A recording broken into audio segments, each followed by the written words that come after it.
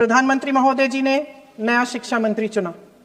एक ऐसे व्यक्ति को इस पद पर आसीन किया जिसने एक गर्भवती महिला के बलात्कारियों की रिहाई पर अपनी सहमति व्यक्त की, खुशी जताई। देश की करोड़ों लड़कियों को प्रधानमंत्री जी ने क्या संदेश दिया? सर, अखबारों में है। ऑथेंटिकेट करेंगे, उसके बाद वो आगे बढ़ेंगे। ऐसा नहीं होगा। और ऑथेंटिकेट करने दो सर, उनको ऑथेंटिकेट करने के लिए कहिए, ऑथेंटिकेट करने कहिए उनको। जवाब दीजिए, जवाब दीजिए। कांग्रेस बोल रही है, जवाब मांग रही है, जवाब दीजिए।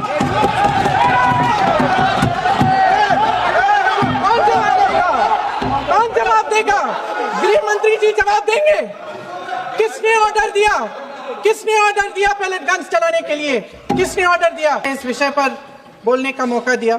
क्या जरूरत थी उन छात्रों पर आंसू गैस चलवाने की, उन पर लाठियां बरसाने की, उन पर वाटर कैनन्स चलवाने की? क्या जरूरत थी उन नौजवान लड़कियों को जलील करते हुए उनके कपड़े फाड़ने की, उनको बेरहमी से गंदी तरह पिटवाने की? देश के युवाओं पर पैलेट गन्स और AK-47 चलवाने की क्या आवश्यकता थी? क्या वे आतंकवादी थे? क्या आतंकवादी हैं? टेररिस्ट हैं? हाँ, कांग्रेस बोल रही है। हाँ, कांग्रेस बोल रही है। जवाब दीजिए, जवाब दीजिए। कांग्रेस बोल रही है, जवाब मांग रही है, जवाब दीजिए। कौन जवाब देगा? कौन जवाब देगा? गृह मंत्री जी जवाब देंगे। किसने ऑर्डर दिया? किसने ऑर्डर दिया पैलेट गन्स चलाने के लिए? किसने ऑर्डर दिया? आपके माध्यम से मैं पूछती हूं अध्यक्ष महोदय, किसने ऑर्डर दिया? प्रधानमंत्री जी ने दिया? गृह मंत्री जी ने दिया? जवाब देंगे? पूरा देश पूछ रहा है, सिर्फ कांग्रेस पार्टी नहीं पूछ रही है, पूरा देश पूछ रहा है। अध्यक्ष महोदय, देश के माता पिता पूछ रहे हैं, छात्र पूछ रहे हैं, अध्यापक पूछ रहे हैं, पूरा देश आज ये पूछ रहा है। और आपकी जिम्मेदारी बनती है कि आप इस सवाल का जवाब दें। क्यों डरते हैं आप इस देश के नौजवानों से? क्यों डरते हैं आप इस देश की बुलंद आवाज से? और उस आवाज को दबाने का हक आपको किसने दिया है? महोदय, ये सदन यहाँ बैठे हुए सांसदों की जागीर नहीं है, ये इस देश की अमानत है। यहाँ बैठे हम सब इस देश की जनता, इस देश के युवाओं, बुजुर्गों, गरीबों, अमीरों और सब धर्मों, सब वर्गों के देशवासियों के सेवक हैं। हम उनके प्रतिनिधि हैं और ये सत्ता हमें उन्होंने ही दी है। इस देश का संविधान हमारी सराखों पे, इस देश का लोकतंत्र सर्वोपरि है। इसे ध्वस्त करना पाप है। यह करोड़ों जनता हमसे सिर्फ एक चीज मांगती है, जवाबदेही। इंग्लिश में इसे अकाउंटेबिलिटी कहते हैं। हमें सत्ता देकर, हमें यहां तक लाकर सिर्फ उसकी ये गुहार है कि जो हम करें उसकी भलाई के लिए करें, और अगर उनके साथ अन्याय हो तो हम उनके प्रति जवाबदेह बने और उन्हें न्याय दिलवाएं। 1.4 लाख करोड़ रुपया का पूरा बजट एजुकेशन बजट है और 1.32 लाख करोड़ सिर्फ नीट देने वाले 22 लाख बच्चों के परिवारों से हर साल खींचा जाता है। एक और शर्मनाक आंकड़ा भी है। 1.4 लाख करोड़ रुपया हमारा पूरा एजुकेशन बजट और 16 लाख करोड़ रुपए जो मौजूदा सरकार ने बड़े उद्योगपतियों के लोन माफ किए हैं। सोचिए, सोचिए कि इस सरकार की प्राथमिकताएं क्या है। सच ये है अध्यक्ष महोदय कि जिस तरह अस्पताल में उस छात्रा की मां का विश्वास पूरे सिस्टम से हट गया है, उसी तरह देश के युवाओं का भरोसा इस पूरे सिस्टम से टूट चुका है। दोस्तों, शिक्षा मंत्री जी ने शर्मनाक परिस्थितियों में अपना इस्तीफा दिया और कल यहीं मकर द्वार पर मेरे सत्ता पक्ष के सांसदों ने जिंदाबाद के नारे चिल्लाते हुए उनका संसद में ऐसे स्वागत किया जैसे मानो कोई सुपरस्टार पहुंच गए हैं।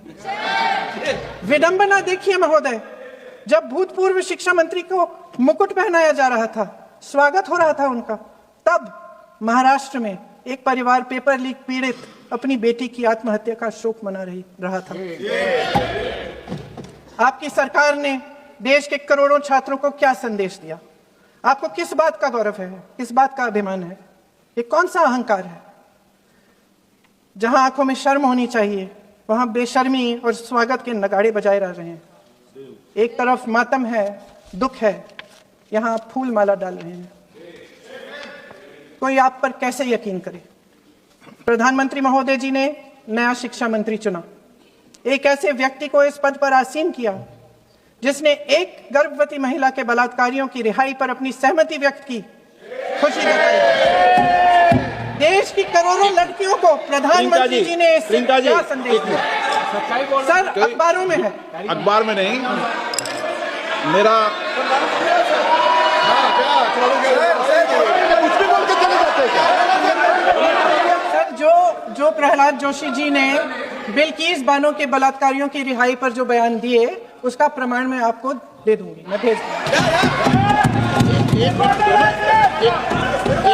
मैं ऑथेंटिकेट करूंगा।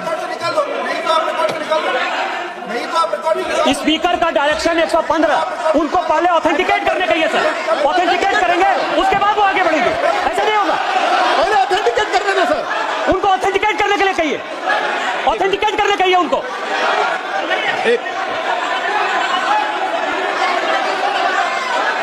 आप उनको बोलने दो, आप मत करो। मैं एक विषय बता दूं, एक मिनट बताऊं।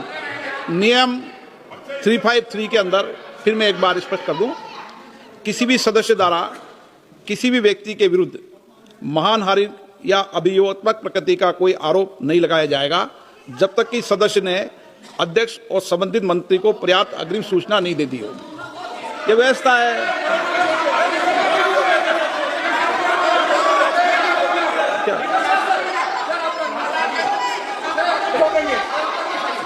House, ma'am. The same house. Honorable Shrikant told, still that is in the record about Indira Gandhi ji. Still that is in the record. Still that is in the record. Sir, you are not removed, sir. बोलो, आप भी बोल लो। Sir, केसी वेणुगोपाल जी ने जो नाम लिया है और मैं नेहरू जी के बारे में जो बात कहा है मैंने, सर मैं उस पर कायम हूं और मैं किताब जो है ऑथेंटिकेट करने के लिए तैयार हूं। अय्याज थे नेहरू, अय्याज थे। मैं फिर दोबारा रिपीट कर रहा हूं, आई एम अगेन रिपीटिंग, यही फैक्ट है और मैं किताब में ऑथेंटिकेट करके दे रहा हूं। I am authenticating that book.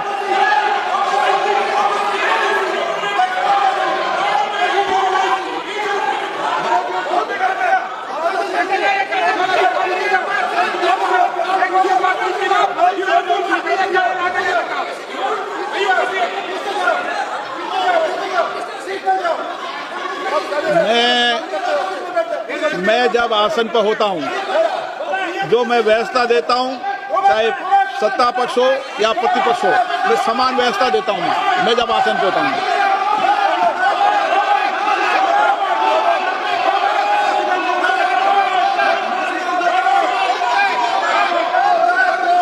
Please बोलने दो, आप उनको बोलने दें, उनको बोलने दें। नो, अरे आप उनको नहीं बोलने देना चाहते? चलिए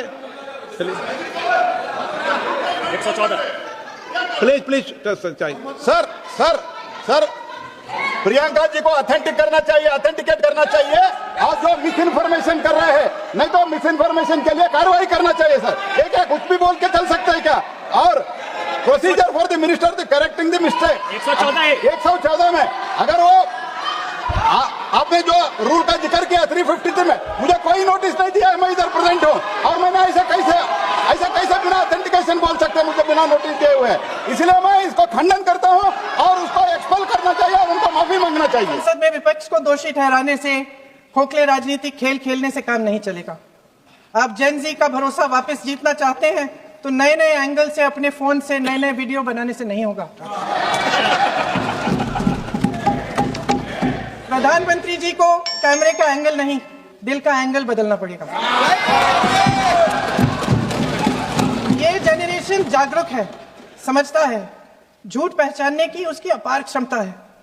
इनका दिल और दिमाग जीतने के लिए आपको सच्चाई पर उतरना पड़ेगा। आपके शासन के चलते इस नौजवान पीढ़ी के साथ घोर अन्याय हुआ है, बर्बरता हुई है। इस सच्चाई को स्वीकार करिए। अपनी जिम्मेदारी से पीछे हटने से काम नहीं चलेगा।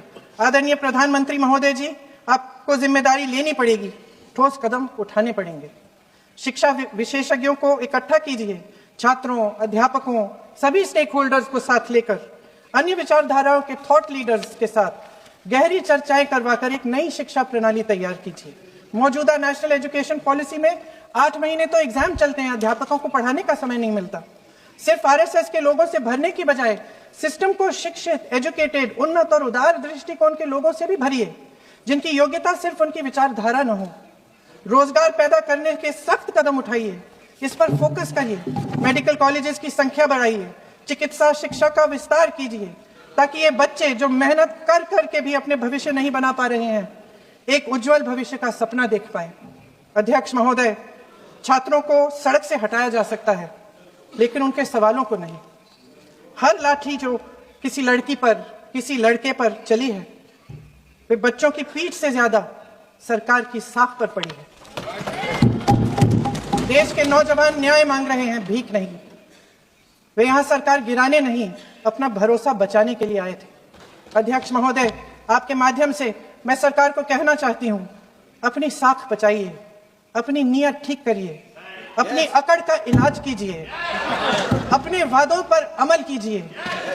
आपके शासन में हमने बड़ी बड़ी चोरियां देखी हैं।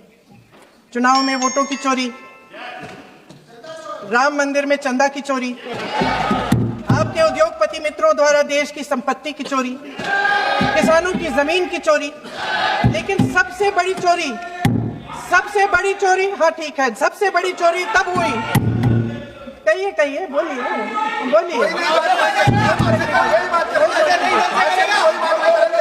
सुन लीजिए, शांति से सुन लीजिए, शांति से सुन लीजिए।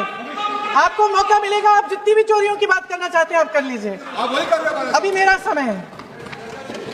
सबसे बड़ी चोरी तब हुई जब देश के नौजवानों के भविष्य, उनके सपने चुराए गए। भविष्य की चोरी, सपने की चोरी किसी भी चोरी से कहीं बड़ी होती है महोदय। अगर देश का युवा निराश हो जाए, अगर देश का युवा निराश हो गया, उसकी उम्मीद टूट गई, तो सबसे बड़ी हार भारत की हार होगी।